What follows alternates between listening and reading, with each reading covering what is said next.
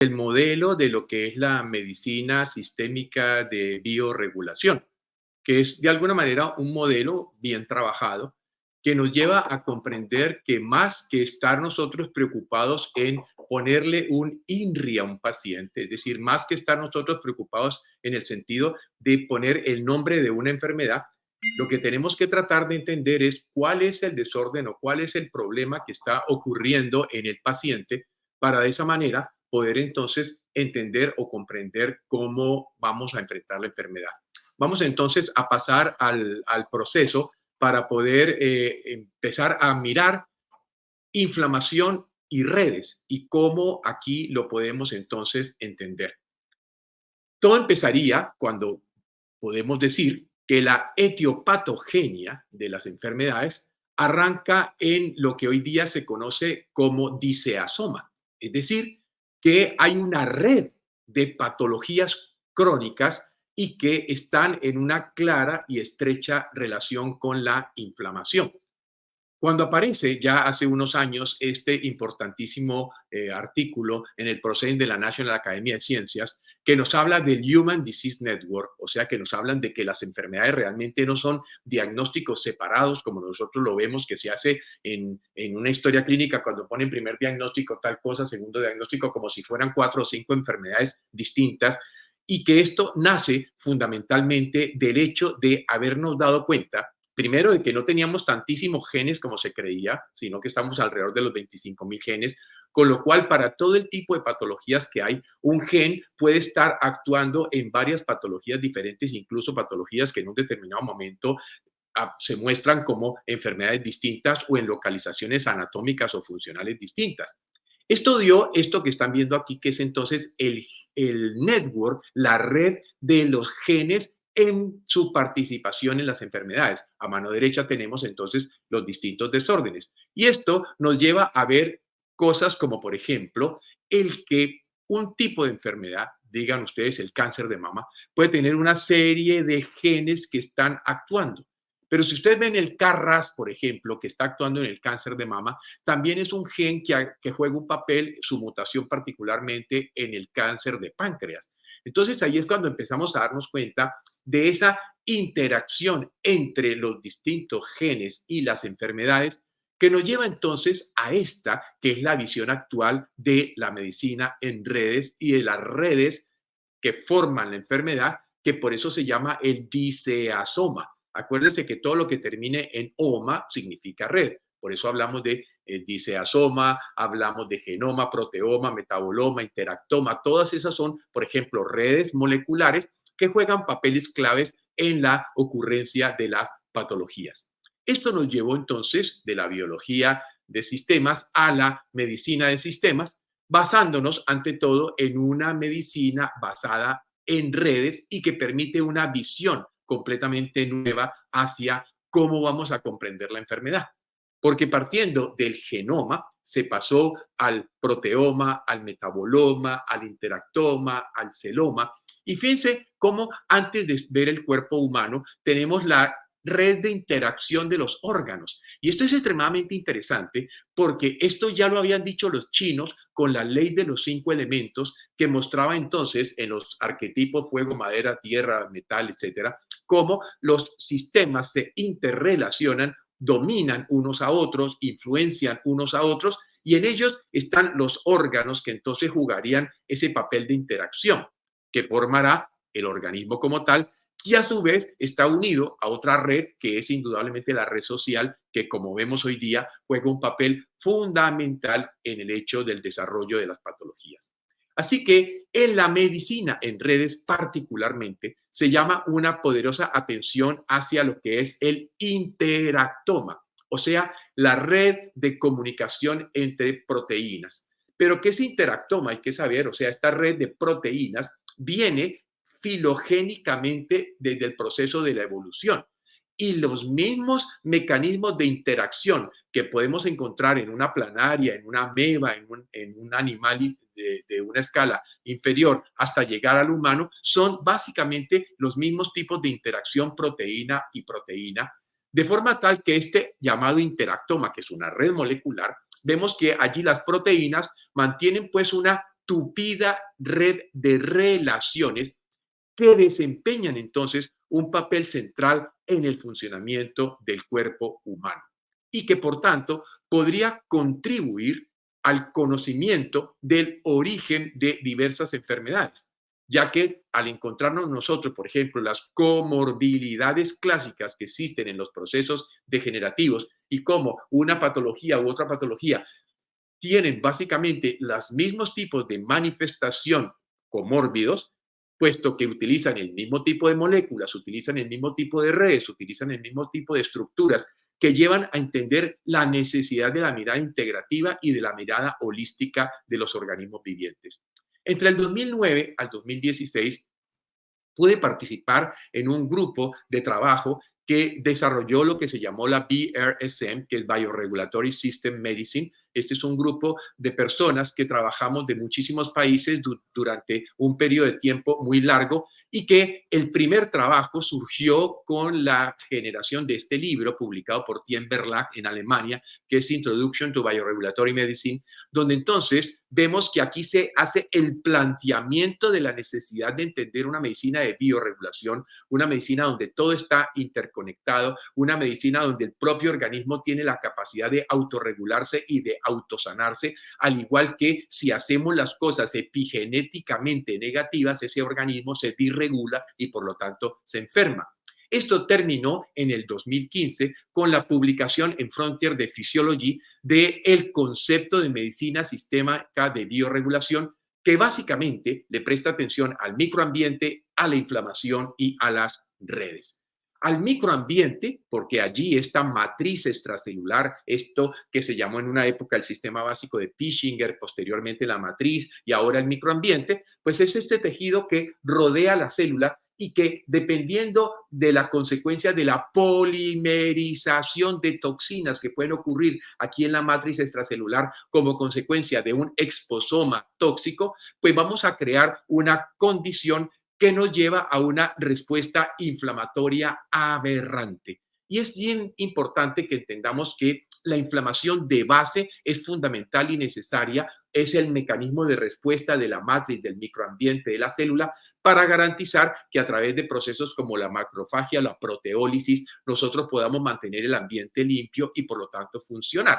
Así que entonces nos damos cuenta de que el componente central de la inmunidad innata y que además no es específica, es la respuesta inflamatoria y que ocurre porque somos parcialmente microbios o porque nos movemos en un mundo microbiano. Recuérdense que claramente se ha dicho que solo somos 10% humanos, ya que por cada célula tenemos 9 microorganismos en nuestro sistema. Pero además el entorno claramente nos expone a un terreno microbiano muy fuerte. Por otro lado, también la inflamación ocurre como respuesta al daño tisular. Por eso hoy día se habla de que la inflamación es la respuesta del sistema a patrones moleculares, o sea, a redes, patrones moleculares de patógenos, patrones moleculares de daño. Son los primeros dos grandes componentes que entendemos nos llevan a la respuesta de la inflamación. Y la inflamación como activación de la respuesta inmune en el sitio donde ocurre una lesión o una infección es el epítope de las reacciones sanadoras del cuerpo. La más importante reacción sanadora del cuerpo es la inflamación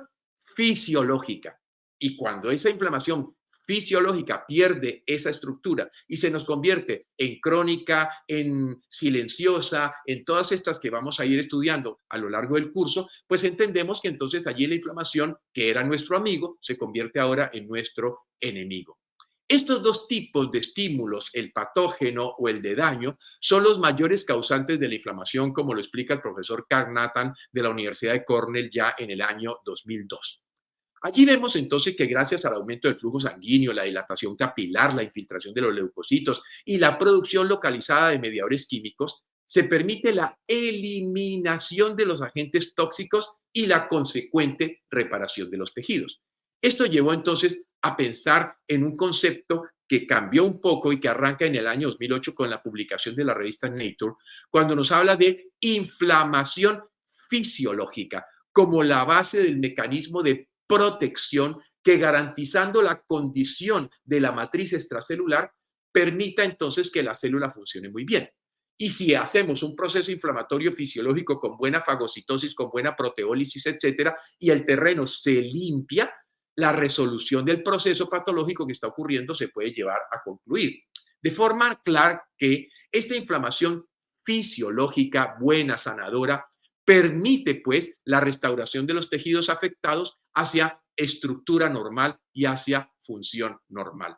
Entonces, el primer punto de entender es que la inflamación es un mecanismo funcional, es un mecanismo fisiológico necesario, pero que cuando se altera, cuando pierde su rumbo, pierde su sentido, se nos convierte en un punto de partida para la gran mayoría, si no decir que prácticamente todas las enfermedades crónicas y degenerativas. Así que esta publicación de Nature que nos habla de los orígenes de la inflamación fisiológica y la importancia de la inflamación fisiológica para el mantenimiento de la salud, pues nos cambia un poco la idea de cómo enfrentamos la inflamación, ya que cuando hay una respuesta inflamatoria aguda, la acción no debe ser antiinflamatoria. La acción debe ser de la modulación de la inflamación, ayudarle al cuerpo a que haga la resoleómica, o sea, que mueva toda la red molecular que permite la resolución de la inflamación por vía endógena y no necesariamente por vía externa antiinflamatoria. Solo dejaríamos la acción antiinflamatoria en aquellas situaciones o condiciones en las cuales la vida del paciente está en peligro. De resto, la acción debe ser la modulación de la respuesta inflamatoria. Nos queda el tercer componente, vimos el primero era la matriz, el segundo la inflamación. Aquí está el tercer componente que son las redes, redes de órganos y redes de sistemas, donde clásicamente se habla de ejes, el eje cerebro-intestino, el eje microbiota, intestino, hígado, cerebro, el eje neuroendocrino, el eje neuroinmunoinflamatorio, el eje psiconeuroinmunoendocrino. Estas son ejemplos de cómo funciona el sistema en redes, o sea que hay redes que se actúan, por ejemplo, la neuroendocrina es supremamente importante, la red máster es la psiconeuroinmunoendocrina, pero aquí valdría la pena hablar de la red inflamatoria, que cada vez es puesta en mayor atención porque Soutar y colaboradores nos dicen que la firma del estado de enfermedad es la activación de la red inflamatoria que puede llevarnos junto con la respuesta inmune a la aparición de mecanismos de restauración o si esto se vuelve anormal a la aparición entonces de enfermedades de tipo crónico. Así que los desórdenes humanos deben ser pues vistos como perturbaciones de las redes celulares altamente interconectadas. Así que cuando tenemos el paciente al frente, no pensemos tanto en el INRI, el nombre, la patología, hipertensión arterial o cistitis, no, pensemos en qué pasa en su microambiente. Esto que pasa en su microambiente a partir de un exposoma y una epigenética anormal está llevando a una disregulación de la respuesta inflamatoria que está entonces afectando o interfiriendo la función normal de redes, porque esto nos dará entonces un camino y una visión mucho más ordenada para ver cómo solucionamos la enfermedad. De ahí la importancia del concepto del interactoma, las redes de interacción, que son las que nos permiten entender la enfermedad humana. Entonces, fíjense cómo en el interactoma está obligatoriamente ligada a las redes como tal, porque si yo hablo de la red intestino-cerebro o hablo de la red intestino-hígado, hígado-cerebro, entonces puedo ir viendo cómo, según cada caso particular de cada paciente, voy a llevar a cabo la acción terapéutica individualizada que permita con mayor precisión lograr el resultado. Así que la enfermedad no es más que el resultado del compartir redes metabólicas, redes genéticas, redes de proteínas y redes clínicas, que son las que nos permiten entonces, mediante un análisis de cada paciente, entender qué es lo que vamos a hacer con él y no el de ponerle un INRI para luego aplicar el protocolo para ese INRI, porque entonces terminamos con el gran error de más de 110 años de medicina, que ha sido el tratamiento de la enfermedad y no el tratamiento del enfermo. A pesar de que ya Hipócrates, 2900 años atrás, nos había dicho que no tenemos enfermedades, que lo que tenemos son enfermos y que lo que hay que tratar es al enfermo. Así que esta red de respuesta inmune inflamatoria, que es prácticamente, por eso se llama la firma común del estado de enfermedad, es compartida por todas las demás redes, por el sistema nervioso, por el sistema endocrino, por el sistema inmunológico, y por eso entonces empezamos a encontrar la combinación de la inflamación asociada a las demás redes funcionales. Por ejemplo, si hablo dentro de la inflamación y pienso en la red neuroinmune, pues aquí tengo que el eje central de estrés, por ejemplo, me une la función del simpático, el parasimpático y el eje hipófisis adrenal que actúan, por ejemplo, activos para garantizar la resoleómica, es decir, para garantizar la resolución de la inflamación. Si yo meto aquí los procesos de estrés, los cuales están relacionados estrechamente al sistema inmune innato por vía de los ejes de estrés del organismo, me encuentro entonces que hay una huella, digámoslo así, un fingerprint, es una huella genómica funcional que pone en clara correlación al sistema inmune con el sistema nervioso, simpático, parasimpático, etcétera, y que vemos entonces como los estados de hipersimpaticotonía o una respuesta vagotónica, etcétera, pueden influir directamente sobre la respuesta inmunitaria. El sistema inmune innato, a su vez, afecta al sistema de estrés, generando reacciones de estrés sistémico. Entonces, los dos están aquí claramente asociadas y correlacionadas. El punto lo vemos aquí. Patógenos, daño de tejido, o sea, PAMP y DAMP, llevándonos a la liberación por parte del macrófago de citoquinas proinflamatorias, que por vía aferente llegará al sistema nervioso central y generará entonces por vía eferente una respuesta. Así que aquí vemos claramente la asociación entre sistema inmune y sistema neurológico, que están claramente relacionados y asociados en lo que serían entonces la regulación inmunológica. Este es un gráfico maravilloso que nos muestra la interacción. Miren, en una parte tenemos lo que ocurre en la iniciación del proceso inflamatorio, que por el lado endocrino, mire, norepinefrina dominando a cortisol, hay pues resistencia al cortisol, lo cual va a permitir que el leucotrieno B4 y la prostaglandina E2 se vayan disparando hasta que se juntan en lo que se llama el switcheo de icosanoides. En ese momento empieza la resoleómica, va disminuyendo todo lo que produzca inflamación y va aumentando todo lo que produzca resolución hasta que se llega al máximo de resolución, el mínimo de proinflamación, se produce el stop signal mediante un chute de cortisol y de esa manera ustedes ven aquí la interacción clara entre sistema inmunológico y sistema endocrino en lo que es el modelo de la inflamación clásica. Pero el punto se vuelve crítico cuando estoy frente a estrés crónico, ya que reduce la capacidad del organismo para hacer respuestas inflamatorias agudas. Por ejemplo, una actividad crónica del eje adrenomedular lleva a la pérdida de la actividad TH1, que es, como bien sabemos, desde el punto de vista inmunológico, fundamentalmente para la defensa de primera línea, con lo cual perdemos la incapacidad de enfrentarnos a virus y de enfrentarnos a patógenos intracelulares. Ahora entendemos por qué estamos estresados y exhibimos la aparición, por ejemplo, del herpes labial.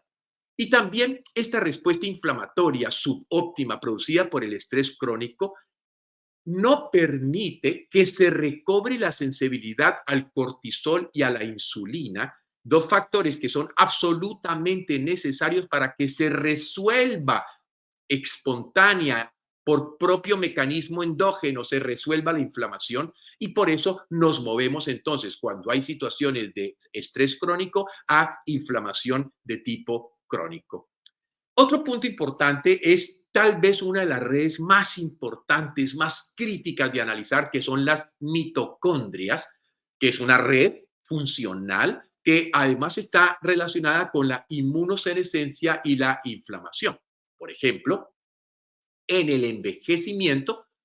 se produce una remodelación global de las respuestas inmunitarias. Esto puede llevar a un fenómeno que se conoce como la inmunosenescencia. Y aquí las mitocondrias y su metabolismo juegan un papel esencial.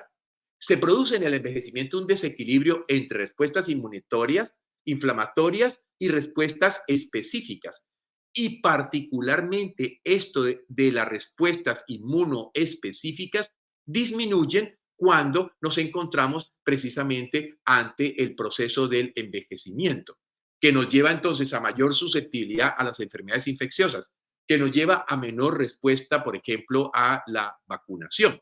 Y aquí es interesante ver porque fíjense que entonces trabajar optimizando la función de las mitocondrias va a ser uno de los puntos claves de tener en cuenta. Cuando hay aumento y persistencia en la respuesta inflamatoria, es decir, cuando no puedo hacer inflamación y resolución, que es bien importante entender eso, de resolver, resolucionar definitivamente, entonces una inflamación crónica persistente bloquea la activación de las células linfocitos B y los linfocitos T, lo cual entonces lleva a que se vaya generando por esta razón una incapacidad eficaz para solucionar los problemas que la propia inflamación debería haber solucionado. A este fenómeno llamado parálisis inmune, que tiene como característica clínica y llamativa la inmunosenescencia, es decir, las gentes en la medida en que envejecen pueden ir llegando a este estado de parálisis inmune en el cual el exceso de activación de las células inmunitarias puede haber sido producido o haber sido generado por citoquinas de tipo proinflamatorio que se han estado generando o produciendo como consecuencia, sobre todo, de factores de estilo de vida incorrectos, de factores del exposoma tóxico, etcétera. Y esto es lo que nos va explicando la aparición de ciertos tipos de enfermedades que se observan clásicamente con la vejez. Aquí entonces también nos encontramos como en este desorden mitocondrias e inflamación, que las células B afectadas como resultado de la exposición a citoquinas proinflamatorias constantes o persistentes, como el tumoral necrosis factor alfa, entonces ahora van a generar menos anticuerpos protectores. Y esto nos va mostrando por qué realmente la respuesta inmune del viejo se va viendo afectada en la medida de que hay un down regulation de las células B y por lo tanto menos capacidad de defensa. Por otra parte, macrófagos y células natural killer van entrando a sufrir parálisis después de inflamaciones prolongadas. O los monocitos van entrando en defectos en su capacidad de fagocitosis, incluso, ojo con esto, hasta 6 meses después de que un proceso inflamatorio crónico pasó. Y esto es lo que explica por qué la gran diferencia entre pediatría y geriatría es lo rápido que un niño se repone de una respuesta inflamatoria, de la que sea, y lo mal que un viejo se repone. Y nos hace entender entonces por qué las cosas se van complicando, sobre todo como consecuencia de la inmunoparálisis. Pero a su mismo tiempo, las natural killer van teniendo una disminución en el número y en la funcionalidad. Todos sabemos el papel de las natural killer en el cáncer, por ejemplo, y también se ha podido corroborar en el caso de la sepsis experimental, donde se pudo ir viendo entonces cómo se disminuye de manera importante la capacidad de estos importantes linfocitos frente a la acción contra virus o la acción contra infecciones en distintas naturalezas. Esta inflamación crónica, entonces, como vemos, impulsa la inducción de células supresoras derivadas de redes mieloides que crean pues un microambiente de supresión inmunitaria. Por eso, podríamos decir que prácticamente en todas las enfermedades crónicas estamos frente a una mitocondriopatía. Y ahora que oía a Juan cuando nos hablaba algo de la capacidad de la mitofagia que podríamos hacer, por ejemplo, con el ayuno o con ciertos cambios en la dieta, disminuir, por ejemplo, el consumo de azúcares y de carbohidratos, aumentar el ejercicio moderado, etcétera. Todo aquello que favorece esa autofagia, pero aquí particularmente esa mitofagia que nos ayude pues al turnover de este importante organelo celular. Así que el fenómeno universal durante el envejecimiento es la inflamación estéril crónica de bajo grado. Es decir, nos deshacemos del concepto pausteriano, empezamos a hablar del concepto del terreno biológico de Claude Bernard, empezamos a hablar del concepto del exposoma, que arranca con la homotoxicología de Requebec, luego sigue con la epigenética de Conrad Babington y termina con el concepto del exposoma de Christopher Paul White de la Universidad de Oxford, que nos lleva a entender entonces qué es la toxicidad, la cual muchísimas veces está ligada es al estilo de vida de la gente, lo que lo lleva a la aparición de las enfermedades. Y ahí vamos a encontrar cómo en frente al mitocondrias de inflamación, hay un papel proinflamatorio de una cantidad de moléculas que empiezan a formar una ómica, o sea, una red de moléculas que favorecen la inflamación. Y por tanto, la importancia que tendría aquí tener en cuenta este papel de mitocondrias, inflamación y parálisis inmunitaria. La capacidad de las células inmunitarias para reconocer moléculas propias, cristales de ácido úrico, proteínas de choque térmico, componentes mitocondriales, etcétera, van siendo alteradas o se van viendo afectadas. Y allí, entonces, los patrones moleculares de reconocimiento y los patrones moleculares de daño asociados al peligro, ya el sistema no responde tan eficazmente. Pero es que aquí habría unos patrones moleculares de los cuales no hemos hablado que se llaman los LAMP, que es Lifestyle Molecular Patterns, o sea, patrones moleculares asociados al estilo de vida y que por eso es la gran explosión que ha ocurrido ahora en los Estados Unidos, particularmente cuando nos empiezan a hablar del concepto de lifestyle medicine, cuando nos empiezan entonces a decir que hoy tenemos que enfrentarnos más que a una medicina, llamémoslo así entre paréntesis, curativa, a una medicina preventiva. Y por eso la medicina del estilo de vida, que es lo que ahora se quiere hacer en Stanford, Yale, UCLA, en todas las grandes universidades del mundo, está basado principalmente en cómo vive el paciente y cómo funciona. Ahora, aquí es importante ver cómo los receptores de inmunidad innata inducen pues la producción y la liberación de mediadores proinflamatorios o mediadores de resolución. Y esto es clave de entender porque aquí es donde nos daríamos cuenta de que según cuál sea el cambio que nosotros le hacemos al paciente con un checkbox donde le vamos diciendo estas cosas que usted hace, tiene que modificarlas. Si usted quiere sanar, tiene que empezar a comer diferente, tiene que empezar a pensar diferente, tiene que empezar a hacer ejercicio, tiene que cuidar la toxicidad del entorno si es que quiere sanar, para que realmente cambiando los patrones moleculares que llevan a la aparición de la cronicidad en la inflamación, evitemos todos estos fenómenos de la senescencia y de la parálisis. Hoy día sabemos claro el papel proinflamatorio de lo que se llaman los inflamasomas, de lo que son las proteínas de señalización antiviral mitocondrial y el famoso Toll-like receptor 9, que permiten entonces la respuesta inflamatoria de interferón tipo 1 tan importante frente a el entorno microbiológico. Y el incremento dependiente de la edad en la producción o eliminación ineficiente de los DAMP nos lleva a lo que se llama el envejecimiento basura, conceptos interesantísimos que nos van mostrando nuevamente cómo la matriz extracelular se va dañando y por eso cuando nosotros proponemos entonces que en todo paciente el tratamiento empiece con desintoxicación, drenaje, depuración,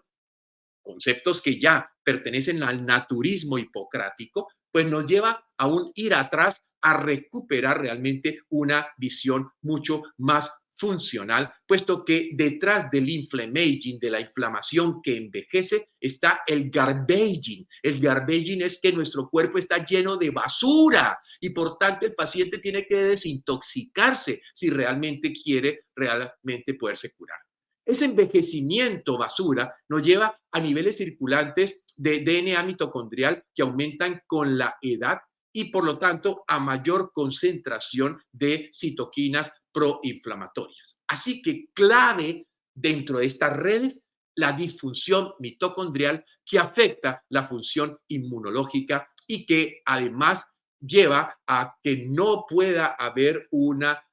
función celular correcta y efectiva. Y que, por tanto, es clave si queremos nosotros una resistencia global, si queremos nosotros una supervivencia de todo el organismo, que empecemos desde la dieta, desde la suplencia ortomolecular de precisión, desde acciones como puede ser la terapia neural, la acupuntura, muchos de los estímulos que son estímulos de biorregulación, a estimular la capacidad del sistema para superar la perturbación mitocondrial, puesto que cuando las mitocondrias se enferman, producen mitoquinas y estos son mediadores solubles que se propagan por todo el sistema, favoreciendo entonces la aparición de respuestas ya no locales, sino ahora de respuestas sistémicas. Hay muchísimas mitoquinas que se han ido estudiando y que se han visto entonces su papel fundamental para nosotros lograr de esa manera entender cómo vamos a poder enfrentarnos a el envejecimiento de una manera que sea claramente más efectiva. Tampoco quiero dejarlos aquí cuando hablamos de causas de inflamación sin nombrar alimentos, sensibilidades y alergias. Todos sabemos que la alergia es la respuesta inflamatoria al ingreso de moléculas a las cuales somos reactivos. El cuerpo cree que un intruso, que un extraño ha entrado a su interior y por lo tanto monta la respuesta inflamatoria, que es la respuesta normal del sistema. Y por lo tanto esas reacciones también dependen de la composición genética individual. Por eso yo tengo que mirar cuál es la genética de mi paciente para poder definir cuál es el exposoma que a él lo afecta. Porque posiblemente puede ser que una determinada condición del exposoma a Pedro no le haga daño, pero a Pablo le haga un gran efecto. Por lo tanto, el exposoma, que está claramente asociado a la epigenética, dependerá de cuáles son mis bases genéticas para entender aquí cómo es que se genera ese camino. Hay pues dos tipos principales de alergias, las alimentarias, que pueden ser agudas o inmediatas, y las retardadas. Pero ¿qué es lo que está ocurriendo? Que nos estamos volviendo hipersensibles a nuestro entorno. ¿Por qué? Porque vivimos en un ambiente sobreesterilizado, porque nuestro sistema inmunológico no madura adecuadamente. Eso se conoció hace muchísimos años con la famosa teoría de la higiene, donde si el sistema no se enfrenta, si nosotros al niño todo se lo limpiamos, todo se lo lavamos, todo se lo esterilizamos, pues es la diferencia entre el niño campesino con un muy buen brazo TH1, capaz de defenderse de muchas cosas, al niño de la ciudad que como no tiene un buen brazo TH1, hace una polarización inmunológica hacia TH2 y por lo tanto asmático, alérgico, rinítico, con enfermedades alérgicas de la piel, es decir, se va a toda esa característica. Porque en los países del mundo donde la higiene es mala y las infecciones son más comunes, la alergia y las enfermedades autoinmunes son muchísimo menores, son muchísimas más raras. Esta hipótesis de la higiene, que tiene su versión original ya hace bastante tiempo y que hablaba de lo malo que podría ser el contacto con demasiada limpieza y la necesidad de un contacto antihigiénico, entre comillas, si se quería prevenir la alergia, pues nos lleva hoy día, con el paso de los años, a entender, por ejemplo, el papel del microbioma, el papel de la microbiota, la importancia del balance que debemos tener muy juicioso y muy estricto de nuestro propio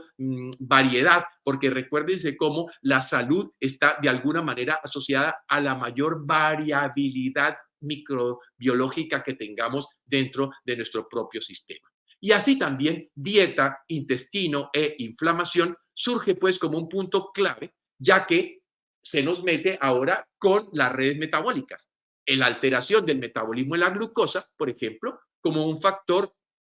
claramente interactivo en la inflamación,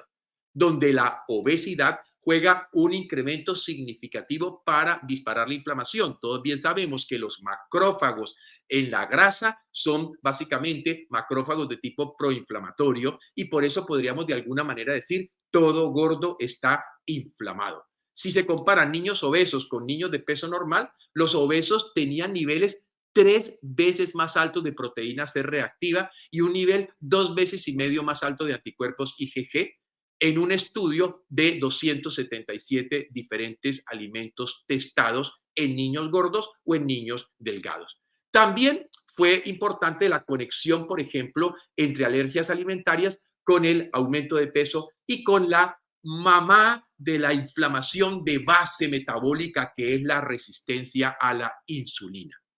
Sensibilidades alimentarias IgG como guía para tratamiento nos podrían llegar a ayudar a intervenciones para tratar y revertir dolencias crónicas. De la misma manera, pues hoy día la nutrigenética y la nutrigenómica nos están permitiendo poder todavía afinar mucho más que las respuestas inmunes.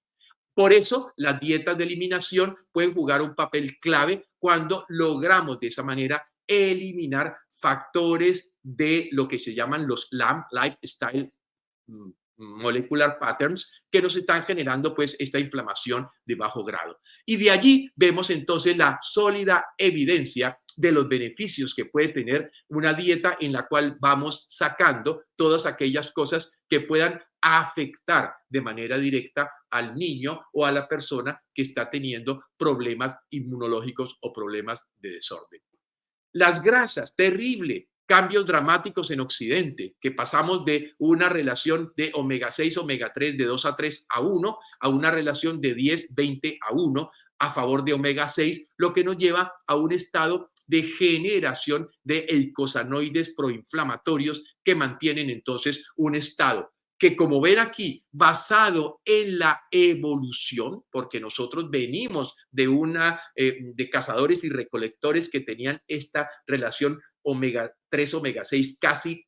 igual a la dieta moderna que nos está llevando entonces a grandes problemas. Por eso, los ácidos grasos de la dieta esenciales en la respuesta resoleómica normal y entender cómo los cambios tóxicos con un incremento absurdo del ácido linoleico a partir de los aceites vegetales en 1913 han llevado a problemas en mayor omega 6 sobre omega 3. Y quiero para terminar la charla que miren esto, mire, si aumenta el ácido linoleico, la relación entre ácido linoleico y ácido linolénico, o sea, la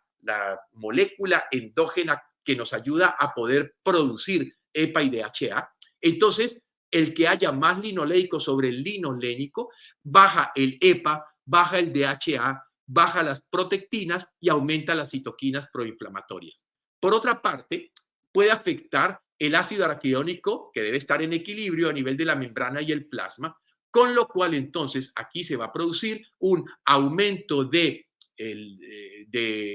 no se va a poder producir lo que se llama el stop signal. Acuérdense cuando los leucotrienos y se unen junto con las prostaglandinas en el momento en que se produce lo que se llama el switcheo de eicosanoides, que es lo que inicia la resolución de la inflamación. Pues esto no se produce mientras la gente siga comiendo dosis excesivas de aceites refinados. Y finalmente, estos aceites refinados llenos de ácido linoleico afectan la citocromo P450, particularmente la enzima CYP2C9, aumentando leucotoxinas, aumentando leucodiones, lo cual aumenta especies reactivas de oxígeno, aumenta la expresión del factor nuclear kappa beta y nos lleva a una verdadera situación de exceso de citoquinas proinflamatorias. Así que para nosotros realmente lograr el beneficio, bien sea del comer el pescado, digamos la caballa o los pescados con omega tan maravillosos que tienen ustedes allá en España, o el consumo de los medicamentos de omega, EPA o DHA, se necesita eliminar el ácido linoleico. Si no, aquí no funciona ese dicho famoso español de que el que peca y reza empata. Aquí eso no funciona. Mientras usted no deje de pecar con el consumo de ácido linoleico, no va a lograr que el proceso inflamatorio de base pueda controlarse de manera adecuada. Esto era fundamentalmente algún esbozo. Podríamos hablar de mucho más tema, pero esto era lo que quería trabajarles o contarles sobre la relación de inflamación con distintas formas de redes. Nos faltó la red de mucosas, nos faltó la red la red de cerebro con piel. Es decir, hay muchísimo tema aquí que será parte del curso que vamos a poder compartir con todos ustedes a través de ACE.